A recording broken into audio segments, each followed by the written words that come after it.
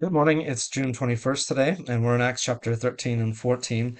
And here we see the normal pattern that Paul does when he goes on his missionary journeys. This time he's with Barnabas. And you see in chapter 13 that they are, as usual, going into the synagogue on the Sabbath and preaching to those who are available there. And there's quite an interaction there between Paul and Barnabas and the people of the city. And they eventually stir up such a opposition that people kick them out of the city, basically.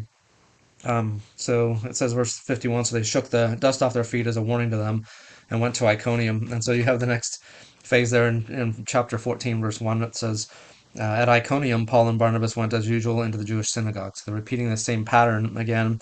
And there they spoke so effectively that a great number of Jews and Greeks believed. But the Jews who refused to believe stirred up the other Gentiles and poisoned their minds against the brothers.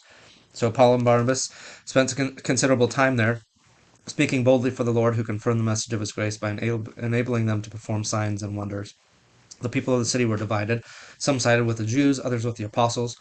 There was a plot afoot amongst the both Jews and Gentiles together with their leaders to mistreat them and stone them. But they found out about it and fled to the Lycaonian cities of Lystra and Derbe and to the surrounding country, where they continued to preach the gospel. A couple of things I find interesting about that is the boldness to keep going, even though they know there's going to be opposition, even though there's probably people following them and causing trouble for them wherever they go. But the other thing I see here is that we have Iconium and we have Lystra and Derbe, and we know that Paul spent considerable time there, preached the gospel there just as he had in places like Ephesus and Corinth, but we don't have letters to Iconium or to Lystra and Derbe, at least in our scriptures. And so I know that Paul wrote letters back and forth to these places. I'm sure that he had continuing correspondence with them. I'm sure also that he had the letters that were written to Ephesus, for instance, and to Colossae and other places read in these places too. They were circulating the things that they got from Paul, but we don't have these letters, and I think there's an interesting just maybe gap for us in that.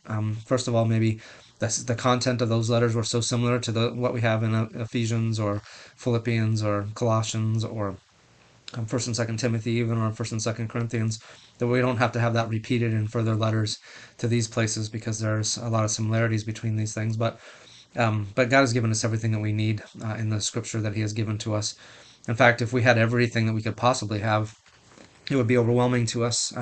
It might keep us from concentrating on the central things by having so many other things to draw our attention.